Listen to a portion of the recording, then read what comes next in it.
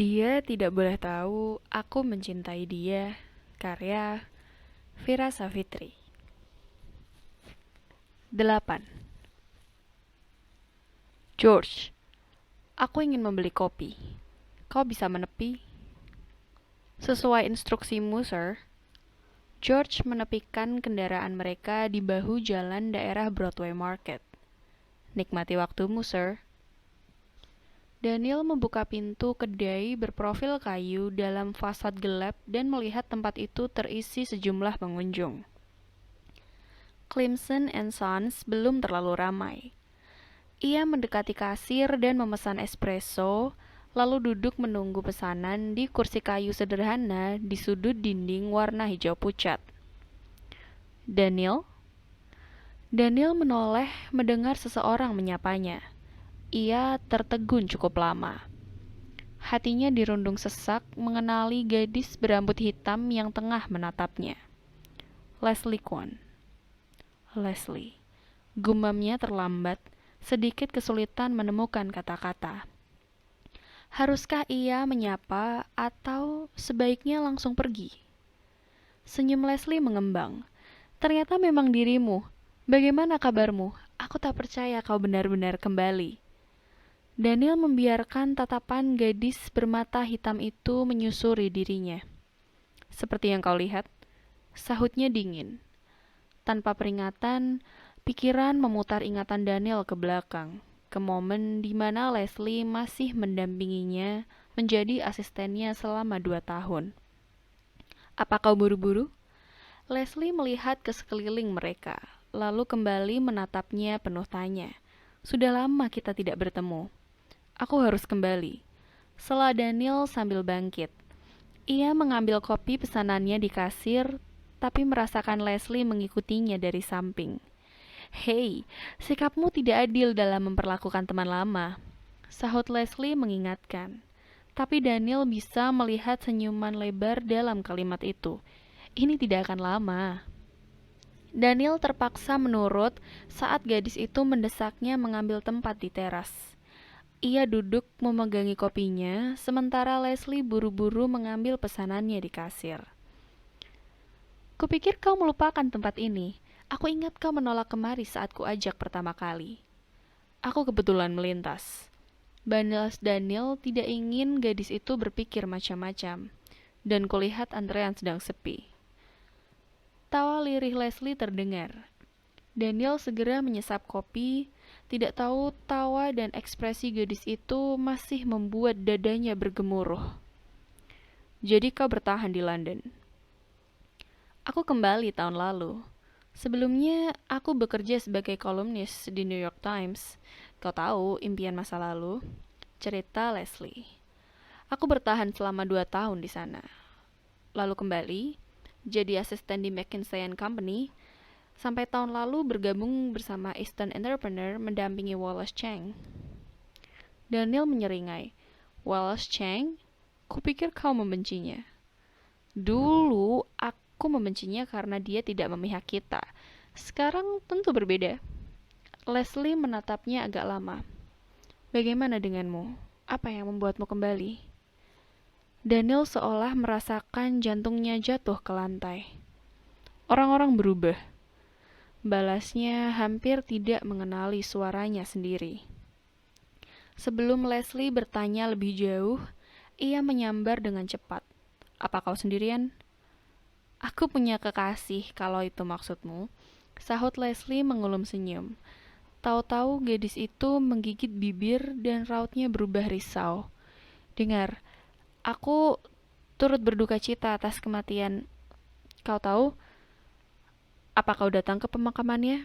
Daniel cukup menguasai diri. Tak peduli, ia harus menahan nyeri untuk bisa terlihat tenang menanyakan itu. Daniel melihat Leslie mengangguk, sambil meredam amarah yang menjalari benaknya. Ia berpikir untuk tidak melanjutkan obrolan, tapi Leslie terlanjur bertanya lagi. Sejak kapan kau di London? Tatapan Leslie mengandung senyum saat bertanya. Sudah menemukan asisten yang tepat setelah sekian lama? Dia Daniel menahan kalimatnya dan menimbang-nimbang dalam hati. Kenapa pula ia harus membahas asistennya di depan Leslie? Dia? Jadi asistenmu perempuan? Sorot mata Leslie berubah takjub. Well, kalau kau tidak berhati-hati dalam bersikap, dia bisa mengulang kesalahan. Dia berbeda. Daniel tidak yakin terdengar tulus saat mengucapkannya. Tapi kenapa pula senyum konyol timbul di bibirnya? Dia tidak sepertimu dan kebanyakan perempuan. Performanya mungkin tidak menonjol, tapi dia lumayan. Leslie menyipit, seakan merenungkan kalimat Daniel dan menemukan sesuatu yang mencengangkan di dalamnya. Apa kau baru saja memujinya? Tidak, elak Daniel. Kau tidak pernah memuji orang. Aku jadi berpikir, apa mungkin kau mengatakan hal baik tentangku mengingat kita pernah bersama? Leslie melipat tangan dan melanjutkan agak ketus. Well, meski 2 bulan terlalu singkat untuk disebut sepasang kekasih. Daniel menahan diri agar tidak terpengaruh. Ia enggan mendebat gadis itu, jadi ia melihat arloji sambil bangkit. Aku harus kembali. Asistenku sudah menunggu. Kami harus ke Clickham pagi ini. Sesaat Daniel memikirkan apakah keputusannya meninggalkan Leslie benar atau sebaliknya, tapi ia tidak ingin mengingkari prinsipnya sendiri. Apa yang terjadi di masa lalu, tinggal di masa lalu. Leslie ikut bangkit.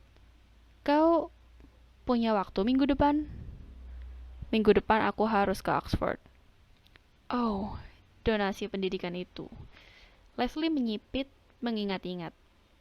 Aku menerima undangannya 2 hari lalu. Melihat Daniel tidak merespons, gadis itu mengedik dan melanjutkan. Baiklah, mungkin kita bisa bertemu di sana. Sampai jumpa, Leslie. Daniel tunggu. Daniel menahan langkah di trotoar melihat Leslie menghampirinya. Ia baru akan bertanya, tapi sentuhan di wajah dan ciuman yang mendarat di pipinya membuatnya langsung tertegun dan kehilangan kata-kata. Senang melihatmu lagi, teman lama. Meski mengunjungi Clickham hampir setiap gajian, Eleanor masih mengagumi tempat itu. Deretan lorong memamerkan perabot minimalis, perpaduan dinding dengan warna-warna lembut, semua itu masih membuatnya terpaku. Lalu apa terobosannya? Tanya Daniel. Eleanor menoleh dan membiarkan John Kane, manajer tempat itu, menjawab. Kami masih setia membantu konsumen, Sir. Sekarang mereka bisa membeli produk dari situs. Kami bahkan tidak ragu dipanggil ke rumah dan membantu konsumen bila ingin melakukan makeover rumah, flat, hingga gudang penyimpanan.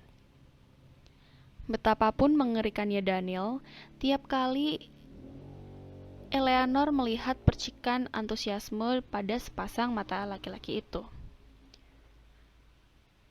Itu yang kubicarakan. Aku ingin konsumen memiliki ikatan dengan Clickham dan menyadari bahwa tempat ini bukan semata menjual barang, tapi lebih dari itu.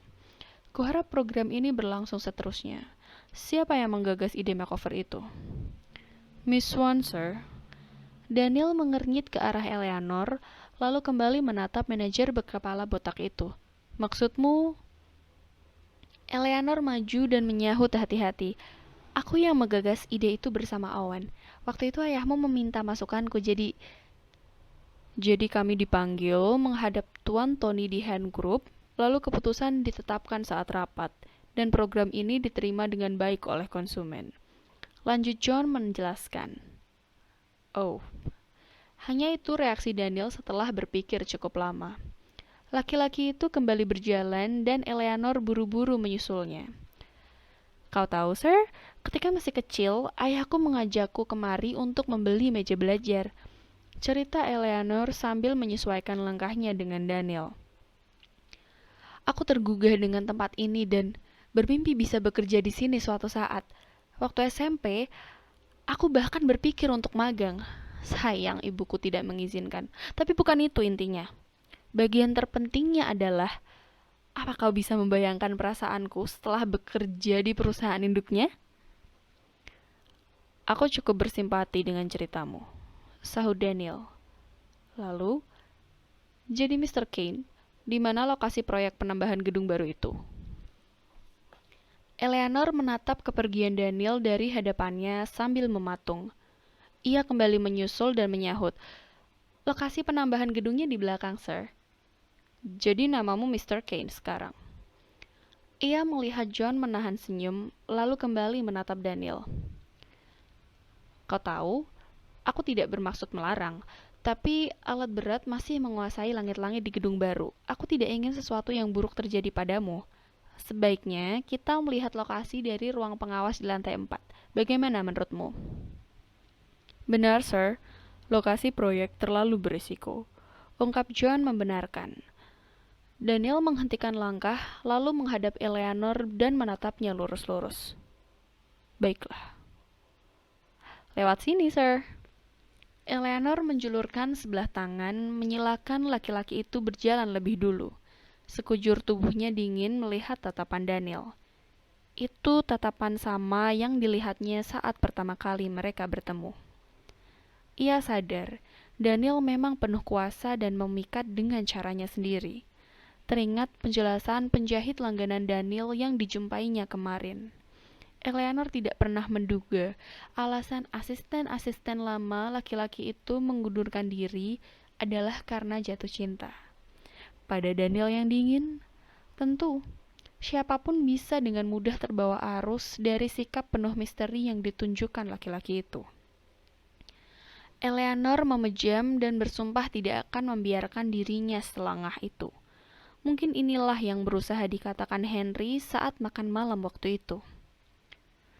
Sebaiknya kita menggunakan tangga, sir, karena gedung baru belum terhubung dengan elevator. Saran John memimpin jalan. Ya, benar. Dalam hati Eleanor merutuk. 120 anak tangga. Ia mengeratkan pegangan di pembatas. Rasa mual menyeruak memenuhi pangkal tenggorokannya melihat deretan anak tangga di belakang. Begitu tiba di lantai 4, ia membungkuk memegangi lututnya yang gemetar, lalu memijat-mijat ujung kakinya yang nyeri di balik sepatu. Kepalanya pening.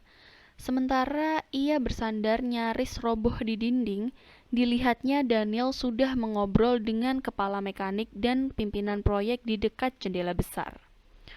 Terkutuklah anak-anak tangga itu.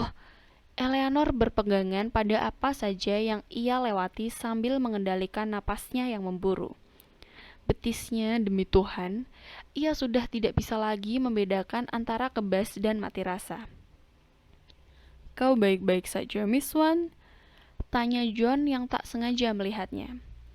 Eleanor cepat-cepat mengibas saat Daniel menatapnya. Ya, John, aku baik-baik saja. Ia menegakkan tubuh dan memaksa kakinya melangkah. Jadi, sudah sejauh mana perkembangannya? Tanyanya sambil sesekali terhuyung. Aku yakin gedung bisa beroperasi dalam 3 bulan, Miss Swan. Jelas John sambil menunjuk ke satu arah. Kau lihat, lantai 2 di sana, kami sudah memindahkan sebagian barang ke situ. Eleanor menelan ludah saat kerongkongannya terasa kering. John, kalau boleh, kurasa aku butuh air. John yang panik buru-buru mengambilkan minuman ion di lemari pendingin. Ini, minumlah Miss Swan. Pria itu menyodorkan botol ke Eleanor. Eleanor meraih botol itu dan mengernyit. Penglihatannya kabur dan kepalanya mendadak terasa berputar. Ia yakin ini pasti kombinasi dari pil diet dan puluhan anak tangga tadi. Cheers, John. Suara John memanggil-manggilnya terdengar bergema di setiap sudut. Ia mengerjap beberapa kali dan menemukan pemandangan di sekitarnya berubah gelap. Eleanor berusaha menggapai sesuatu di dekatnya. Kenapa aku merasa... Sekali lagi Eleanor mengerjap. Sekilas ia masih bisa melihat bayangan laki-laki berjalan ke arahnya, tapi terlalu samar untuk bisa mengetahui siapa itu. Tunggu, pasti ada yang salah. Eleanor yakin dirinya masih berdiri, tapi kenapa tubuhnya terasa seperti melayang?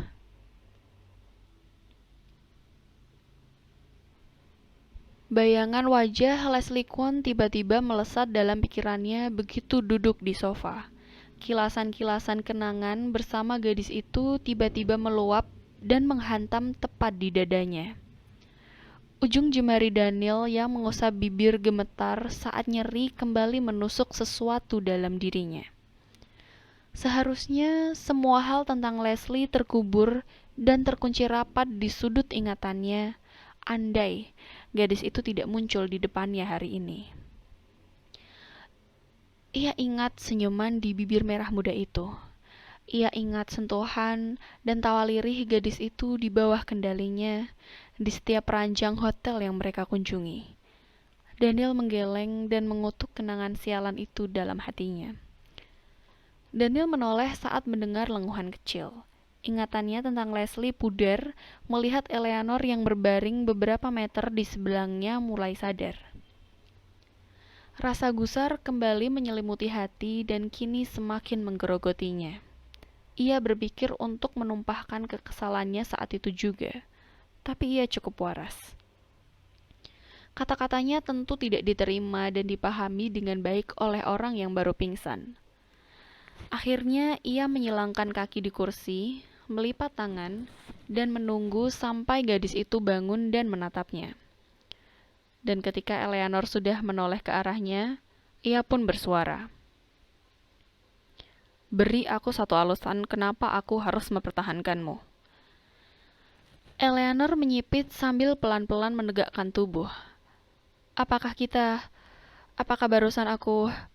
Gadis itu duduk dan melihat situasi di sekitar mereka. Tangannya masih menempel di kepala. Oh, jadi kita masih di Click Hand. Daniel melihat gadis itu masih limbung, tapi ia tidak peduli. Kemarahannya sudah memuncak dan hampir membuat kepalanya meledak. Kau pingsan selama setengah jam, dan kau berbaring di kasur jualan. Eleanor menunduk, memperhatikan kasur itu dengan tercengang. Blimey, apa yang kulakukan? Gadis itu beranjak dalam satu gerakan cepat hingga kehilangan keseimbangan dan terjatuh berguling-guling di karpet. Daniel menggeleng, mendengar umpatan gadis itu dalam kumaman samar. Ia tak habis pikir bagaimana Eleanor Swan masih menjadi asistennya hingga sekarang. Kau sebaiknya menjawab pertanyaanku. Beri aku satu alasan kenapa, karena aku fleksibel. Sambar Eleanor bangkit, merapikan rambutnya yang berantakan cepat-cepat. Dari caramu jatuh barusan jelas kau memang fleksibel. Balas Daniel datar. Karena aku optimis, aku memiliki motivasi yang tinggi dan sederet pengalaman. Aku juga bisa bekerja dengan tim. Tiba-tiba Eleanor menghentikan kata-katanya dan menyipit ke arah kemeja Daniel. Kenapa bajumu? Kenapa kotor sekali? Sebelah alis Daniel terangkat dan emosinya semakin tersulut. Terang saja kotor, kau muntah di kemejaku sebelum pingsan.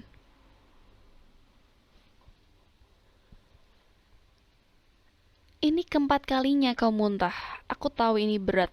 Tapi Tuhan akan menukar semua kepedihanmu, aku yakin. Berhentilah membuatku seperti orang baru ditinggal mati, Kate. Aku hanya diet. Eleanor merengut sambil membetulkan posisi rebahnya di sofa. Ia tetap pada tekadnya. Ia ingin Samuel melihat penampilan barunya, tak peduli dengan mual yang datang pergi atau berapa kali harus keluar masuk kamar mandi untuk muntah. Ia yakin lambat laun akan terbiasa mengonsumsi pil diet terkutuk itu dan mengganti pola makanan normalnya dengan buah-buahan. Oh baiklah, kadang-kadang rasanya Eleanor mau mati saja. Mungkin di akhirat malaikat akan memberi makanan sebelum memutuskan apakah Eleanor akan masuk surga atau neraka. Apa kau yakin akan tetap ke pesta dengan kondisi seperti ini? Pertanyaan Kate membuat Eleanor gelisah. Orang-orang yang bilang patah hati sangat menyakitkan pasti belum pernah merasakan diet intensif. Aku yakin. Geramnya mengingat pil-pil dan beberapa putaran yang harus dikelilingnya setiap malam di Kennington Park juga Hyde Park. Berhentilah mengeluh, ini untuk kebaikanmu, sahut Harumi yang muncul sambil menggeret koper kabinet dari kamar. Aku harus ke Winthrop sekarang. Klienku Ingrid Duncan, semuanya harus sempurna. Kate mengernyit. Kedengarannya seperti Toph, kalangan bangsawan.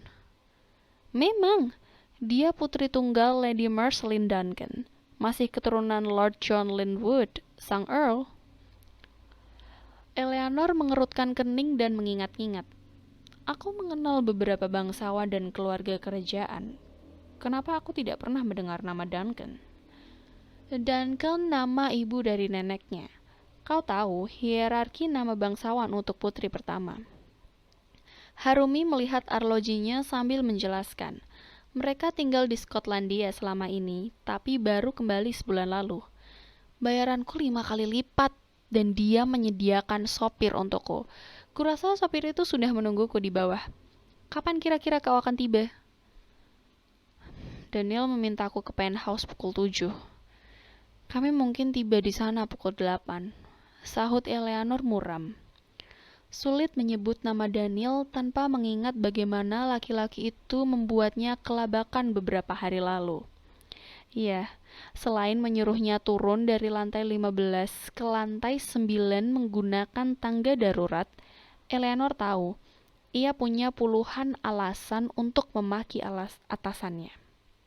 Tapi ia juga ingat, di hari yang sama, ia memuntahi kemeja laki-laki itu. Teman-temannya tidak boleh tahu bagaimana hubungan Eleanor dan Daniel yang sebenarnya. Meski rasa-rasanya, ia ingin mengoreksi prasangka Holly dan Kate yang selama ini percaya bahwa asisten-asisten lama Daniel mengundurkan diri karena sikap Daniel yang cenderung berjarak setiap membahas tindak tanduk laki-laki itu di kantor. Pesta ini pasti meriah, Ella. Andai Murphy masih di sini, aku pasti mendampinginya. Oh, dan hanya karena aku tidak di sana, bukan berarti kau bisa mencicipi segala makanan yang ada. Kutukanku mengikutimu di pesta itu.